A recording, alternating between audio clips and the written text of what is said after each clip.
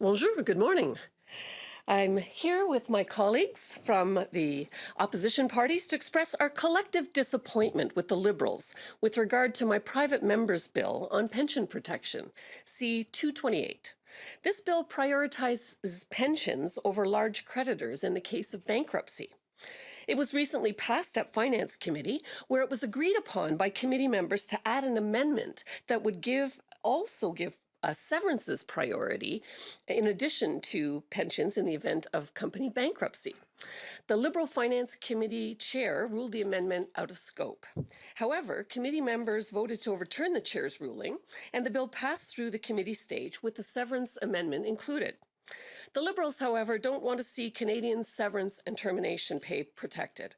Earlier this week, Liberal MP Kevin Lamoureux stood up in the House of Commons on a point of order and asked for the Speaker to rule in favour of the chair and eliminate this amendment.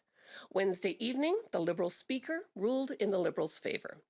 Thursday, a unanimous consent motion was presented to the House to re-include the severance amendment, which was promptly shouted down by the Liberals.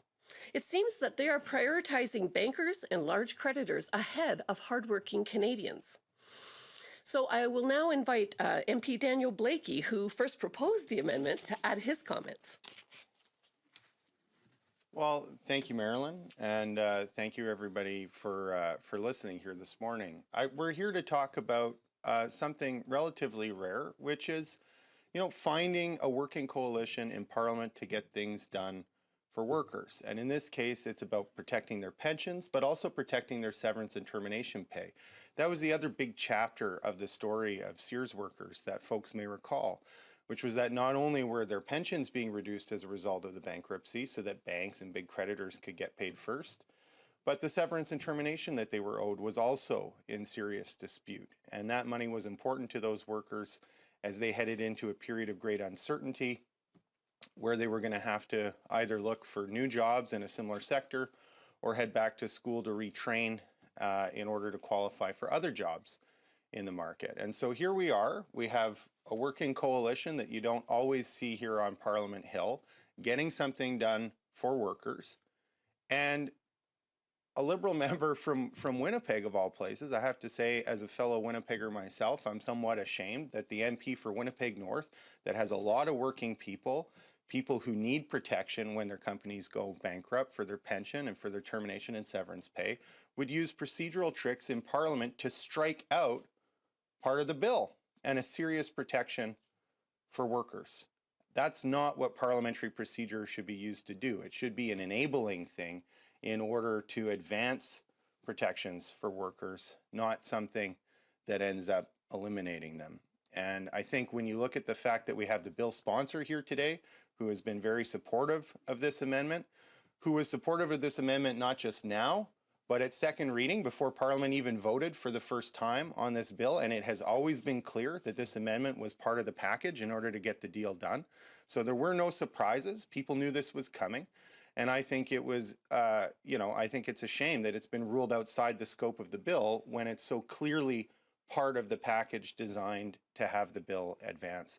And so we think it's important to note that while we are moving ahead on protection for pensions, and that's a serious victory for workers when we get that done, this could have been a far better package that also protected their termination and severance pay. And if it weren't for Kevin Lamoureux on behalf of his Liberal government playing shenanigans in the House, that would have been enshrined in the law along with the protection for pensions.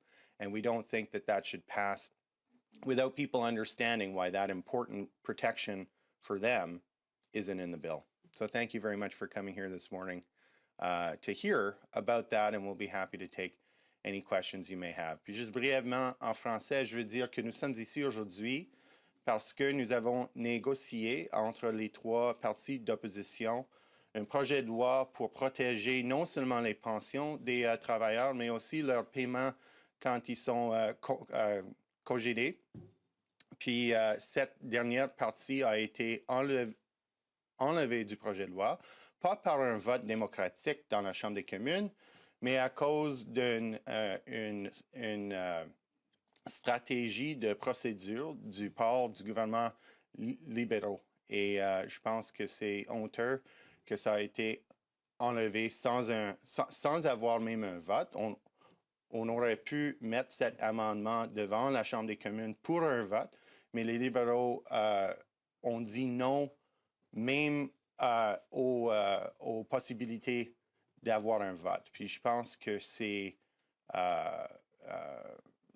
mal qu'on est dans une situation où les députés n'ont pas eu la chance de voter sur un propos important pour les travailleurs et les travailleuses à cause d'un truc de procédure. Alors, merci pour avoir été venu ce matin. Avec ça, je vais donner la parole à Gabriel Ste-Marie.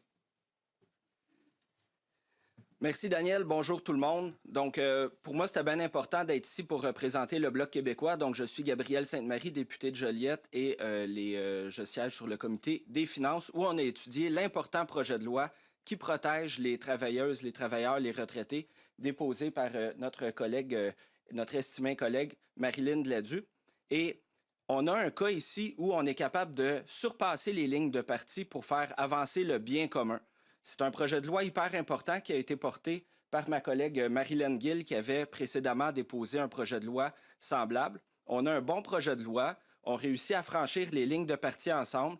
On a un amendement qui vient vraiment le bonifier. Puis on réussit, conservateur, NPD, Bloc québécois, à travailler main dans la main, imaginez-vous. Puis là, on a, en utilisant des procédures, le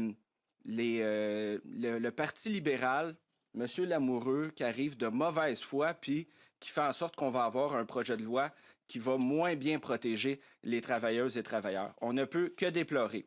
Je suis content. Aujourd'hui, on va entamer la 3e lecture. C'est un projet de loi qui va pouvoir être mis en œuvre, qui va faire une grande différence. Moi, je suis député de Joliette. À l'Assemblée nationale, c'était Véronique Yvon qui incarnait le travail transpartisan. C'est important de s'inspirer de ces pratiques-là pour le bien des travailleuses, travailleurs retraités. On a un cas ici, puis là, il manque un joueur, c'est le Parti libéral qui est une mauvaise foi là-dedans et on dénonce cette situation. On va avoir un projet de loi qui va être un petit peu moins bon que ce qui aurait pu être si le Parti libéral avait été de bonne foi. Donc, c'est un plaisir de travailler avec les collègues et je recède la parole à Mme Gladu. Merci. Merci beaucoup. Je veux remercier mes collègues pour leur soutien. Et aujourd'hui, comme Gabriel a dit, nous avons mon projet de loi pour la 3e lecture. Alors, I hope that we will have support for this bill. It's important to get that pension protection. And we're just really disappointed that the Liberals used parliamentary tricks in order to prevent workers from getting their severance before banks and large creditors. Thank you so much. Est-ce qu'il y a des questions? Are there any questions? Well, if you are online and you wish to ask a question, please use the raise hand function to notify us of your question. Si vous êtes en ligne et vous désirez poser une question, utilisez la fonction lever la main pour nous aviser de votre question.